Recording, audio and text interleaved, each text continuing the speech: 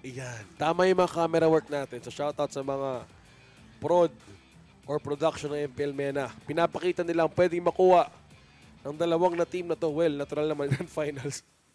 So, eto nga ang huling challenge ngayong gabi. Sino aabot ng Game 7? Or direktahin ba? Direktahin ba ng Twisted Minds? Oh, eto guys, ito din ang challenge sa inyo lahat ng mga nanonood. Nakikita niyo yung pinned comment sa Facebook. Meron po tayong ongoing na giveaway, 500 diamonds. So all you have to do is comment kung sino sa tingin niyo yung team na mananalo together with your ID number and server Your ID. Pati na rin yung midnight snack nyo. Joke lang. Mamaya na tayo mag-midnight snack. So eto na guys, nakikita natin na nagwo-walk ang mga players. Okay, ang mga players. Tama ba? Ito ngayon lang ito makita ng Edith na akala ko walang skin. Na-delay lang, na-delay lang. Na-delay lang saglit. So, the usual pa din, by the way, in terms of rotation for both teams.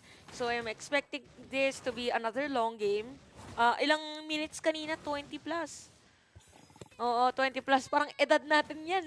Oo nga eh. 20 plus. It's so good to be 20. Yes. 21 again. Yeah. Si Goodnight dito ay nakaabang lang, if ever. And we also have to take note that this is the same hero for Coffin from game number 1. Farsa din siya, and yung Farsa niya na yun was also the MVP. So, kailangan siyang pigilan dito ng Team Falcons, and sabi siguro ng Team Falcons, hindi, kaya naman naming tapatan or hanapin, just in case. And speaking of hanapin, ay siya agad ang mapupok. Good thing for him is that na-clear niya agad yung minion waves sa may middle lane. Yeah, and yung EXP seeding din nakapag, well, mas pinili din namang force dun sa side ng Twisted Minds early on. And I think sa lahat ng performance na nakita natin with the start of the playoffs, ito yung nagpapanalo din for Team Falcons. And it was the Benedetta. Oo, tama. Ay, ngayon ko lang na-realize, feeling ko si Lark, ang pangalan niya Carl. Binaliktad. Oo, may ginumble-jumble ba? Bigla din akong Carl eh, apelidin na to. Oo, shoutout pala kay Carl to. Kamag-anak ni Naru to. Tsaka ni Boru to. Yan. At kaibigan ni Bori to. O sakto, to tandem pala sila kahapon. Pero makikita natin first blood. Abangan nyo, merong first blood giveaway code. Dito sa ibaba, abangan nyo yun guys, biglang dadating. So far, it's Team Falcons dito sa ating laban na mga 200 gold lead. Sakto, meron na ring turtle objective na sinisimulan ngayon ni Kenji. Okay. First objective of the game. Mukhang merong may ipit. Electrify na block agad doon sa gilid at Chantel. Oo, si Yehuda dito hindi nakaabot na medyo pinilit din na pumasok na moment na yun kahit na zone out na 3 players of Team Falcons. Naku, walang lumabas na na first blood giveaway code. Ayan! Ayan. Voice activated. Na-delay lang ng kunting segundo. Oo. Dahil nanonood kayo ng SMPL, may first blood giveaway kaagad.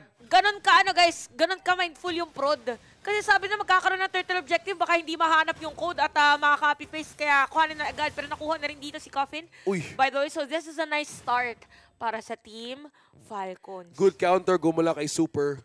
Nakakuha nga doon ng implosion si Troll. Kaso nga lang, medyo masyadong malapit si Coffin para makaiwas. Hindi nga na ginamit yung flicker niya eh. Oo nga. Pwede sana, para kumalas siya dun sa Shadow Stampede. Oo, pero ang problema lang doon, well, that was Super din na may onward. So, naiilang ka sa aha na. Oo nga eh. Okay. Ang maganda lang kasi doon is, hindi rin kinuha ni Coffin, hindi rin ginamit ni Coffin yung flicker niya. So maybe he's saving it for the best time possible kasi nga, ang daming crowd control nga ng Team Falcons. So titingnan din natin. Si Lark ang pwedeng pag-rely on ng damage early game. Pero in par with the topic of this matchup, Harith versus, well, Kari. Kamusta Parang wait lang. Parang magkakaroon yata ng team fight. Super dito makukuha. Mukhang mabalik na agad ng Twisted Minds. In an instant, dalawa agad ang kanyang mapatay para dito sa ating game. So that is a nice call para dito sa Twisted Minds. And yung Kari and Harith parang tale as old as time yan eh. Na matagal na silang nagkaharap pero parang Beauty and the Beast? Oo, parang depende yan sa laning talaga eh. But so far, in terms of poke, early game poke, it's definitely the Harith, pero as long as tatama yung mga pitik dito ni Sano, yung kanyang mga zinc of fissions. So doon pala magkakatalo. So in a way, pwede maging tabla. Pero magiging tabla ngayon sa second objective of the game. Falcon Research ang makakuha nito or maharangan ba ng Twisted Minds? Ooh, nice offense setup play pero may bawi doon. Grabe, Naihatak ng Tigreal, sabi niya, halika muna. Pero mababawi pa rin dito na side ng Team Falcons as they will take down 3 players from Twisted Minds at isama mo na yung Pagong. Kung merong giveaway para sa Turtle na yon, feeling ko gagawin na rin ni MPL Mena sa next season. Pero tatlong nawala, Huda, Troll, and Sano. Sobrang ganda din yung naging initiation nila at paano lumalim din si Goodnight in making that Netherrealm work. Kung titingnan mo, grabe din yung dulas ni Ding dun. Oo nga eh. By the way, Ding is at 5 assists para dito sa ating laban. Big shoutouts pala kay Bini Mima ng Echo. Nandito siya sa ating comment section. Oo. Sakto din na dito sa ating laban na for Team Falcons, lamang muna sila in terms of gold. Grabe yung yung shift ng sabihin na nating momentum kasi it was a Twisted Minds sa game number 1 as if they're dictating the game. Same Hero for Coffee na MVP para napipigilan ngayon. So parang nalaman ng or na distinguish ng Team Falcons kung ano yung band-aid doon sa far sa pick. I think Ding is becoming the band-aid din as well. Kasi with a 5 assists on his own KDA, mainly the objective ng Benedetta na to is to reach the backline ng Twisted Minds. Kasi sino nga bang pwedeng walang iba kundi si Troll, di ba? Kaso nga lang, kung maramdaman nila nag-ultimate na kaagad si Troll, it's a go signal din for Team Falcon sa pwede baliktarin ng laban na to. Kung titignan din natin, pwede din mag-face or nag-facing din yung mismong Faramis or si Goodnight sasamahan pa ng Benedetta.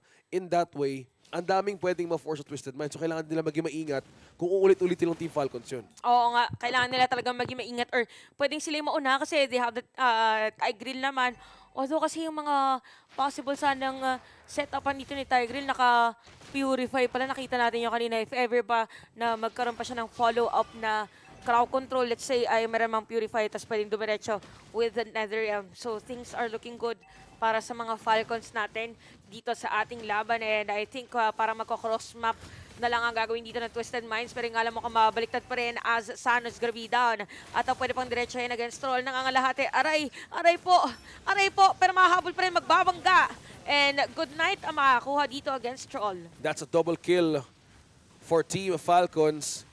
At pwede nilang piliting kunin ang unang turret ng Twisted Minds up top. So dito pa lang, Lark slowly going online. Mataas na rin yung notification niya ngayon. So dito pa lang, hindi muna mahanapan ng Twisted Minds ng paraan to counter the damage kung anong meron ng carry ngayon. Oo nga, ito hindi ko pwedeng palagpasin. Meron nagtanong, member din daw ba ng Bini si Benedetta?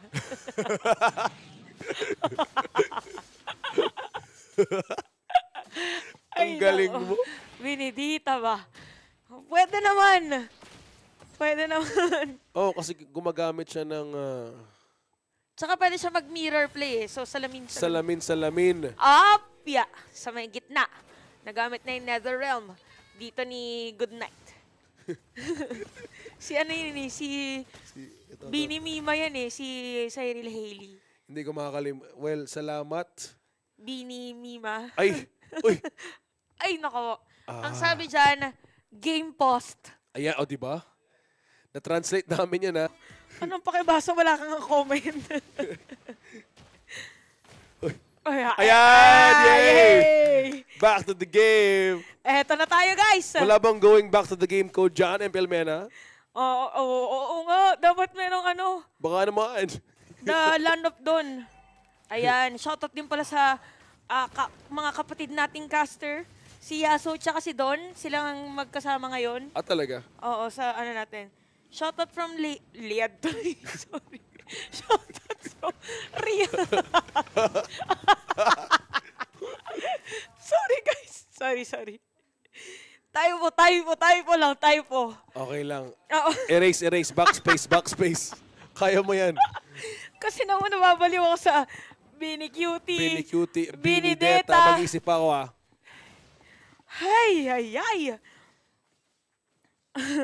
Boss, payag ka, artista, pero wala kaming TV. Wait lang, kitang-kita dito sa ating TV na merong setup play sana para dito sa side ng Twisted Minds. Mawalan doon ng Netherrealm at mapipilitang umuwi si Kuya Ding. Okay, back to the objective ng unang Falcons. Lamang ng 4K gold lead, lamang din. Oy, may initiation onward ka agad. Oo, ito may kita natin na papasok na nga sila. Napagod ng Detonas welcome pero hindi na matatapos dito para kay Hoda.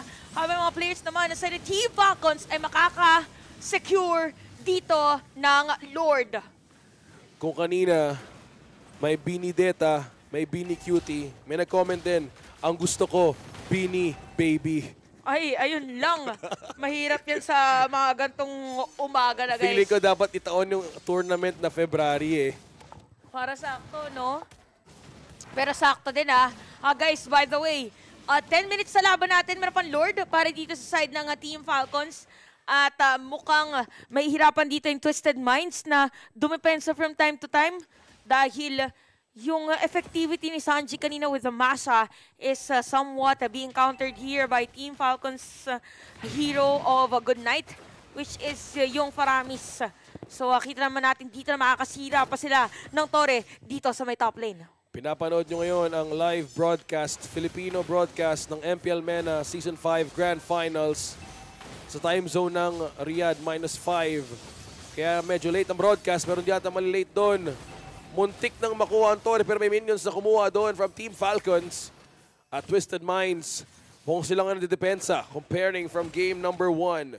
Kailangan na i-continue ngayon ng Team Falcons yung kanilang ginagawa. And for Twisted Minds, medyo mahirap for them na ituloy or mahirap for them na dumepensa basta-basta. Pero kung titignan kasi natin yung hero composition, mas madami silang crowd control eh. Nauunahan lang talaga sila dito ng Petrify ni Ding. Tapos, Electro Final Blow plus the Petrify. Even yung mga setup plays dito ni Super, which is, by the way, at perfect assist dito sa ating game, 9 out of 9. Medyo, kailangan na mas stretch pa ng Twisted Minds para maramdaman natin yung damage ni Sano. Yeah, well, to stretch out Twisted Minds' lineup, looking at the KDA of Hood in a 0-4 and 3, one of the struggles na ginawa na nangyari sa Barats is nahirapan din makuha ng objectives Ate Chantel early game.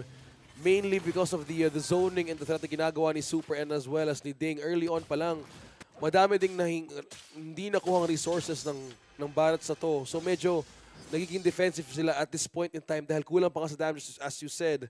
Medyo kailangan ng stretch yung Twisted Minds para paabutin to a later stage kung saan magiging mas effective yung item nila with this Tigreal pick. At saka dito, ang maganda namang ginagawa, by the way, ng side ng Twisted Minds is that nakapag-clear naman ng minion wave si Sanji. It just so happened that for Ding, it's a lot easier for him na mag-clear ng minion wave. Speaking of Sanji or the Masha, nandito sa may bottom lane, mukhang siya yata ang naamoy dito ng Team Falcons. Varsity laban sa mga lumilipad, mawalan dito ng HP bar. Isa lang natitira, makakakuha ba ng kill? Si Ding dito mag-a-eye for an eye, pero ginamit yung Petrify para hindi na makatakas pa. And Sanji's gonna be down by the hands of Good Night. What a microplay para dito kay Ding. Grabe naman yung rhyming mo dun, Ate Chantel. Sumakto. Mukhang sumakto din ang feathered airstrike kay Sakit. Kenji. At napil at ng half HP din. Yung jungler nakukuha din ng energy from that. Oy, teka lang. Detonas welcome.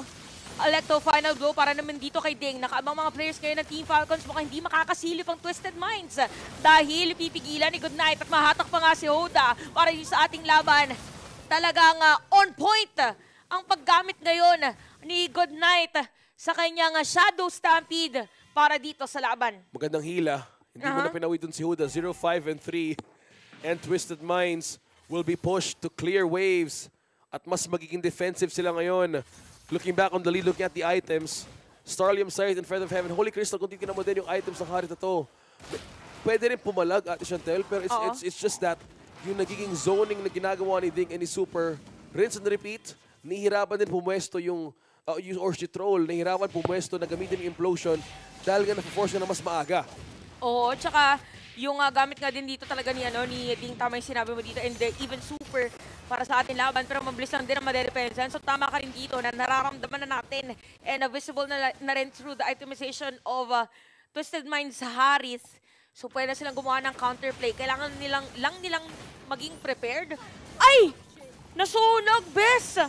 Nako, that's a massive blow for Twisted Minds sa defense. Kaya naman masira na yung Torre dito sa may top lane. Napakaganda pagpasok dito pero walang tatamaan pala si Dingo at Alecto final blow. So they have to wait again for another minion wave flow for Team Falcons. Okay. Oy, susubukan mag-counter, may naipit sa Missile Expert.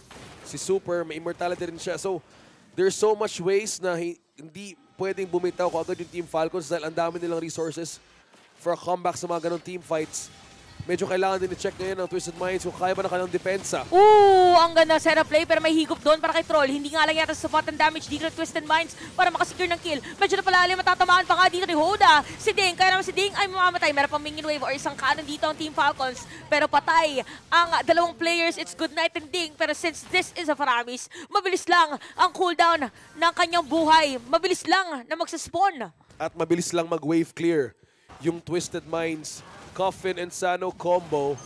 Looking at the damage, tama ba nakikita ko? Tinatranslate ko yung bar graph na yan. Yung damage na gagaling kay Kari, kay Benedetta. Alam ko tama yun. It's either damage or gold.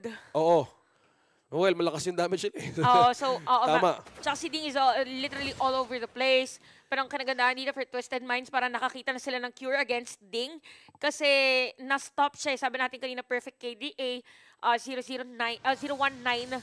with that 9 kills of Team Falcons. Pero na-stop dito. And speaking of which, ito na yung the meta version of the Sansan Duo. Uy, minahigop. At si Super pa nga, makikita na dito, nakita nyo yung pitik ng critical against Super. Kaya naman si Super dito, Tonas welcome. Meron nga lang immortality ng moment na yun. Coffin's gonna be down. Pero masakit na rin dito yung Harris at mapapatay pa nga ang ilan sa mga miyembro dito ng Twisted Minds at hahabulin pa si Sano. Super with a kill. Napagandang play para dito sa Team Falcons. Pwede yata nilang tapusin dahil ang natitira na lang dito para side ng Twisted Minds is just Troll and Sanji. Clear minion wave. Si Ding dito, ang target lang niya is gonna be that base. At hindi na nga yata kaya pero lumalaban pa rin si Sanji. Nga lang hindi sapat yung kanyang HP as Team Falcons ties this game para sa 1-1. Yon. Team Falcons. Pati na rin ang kanilang fans sa sumuporta. Nabuhay muli.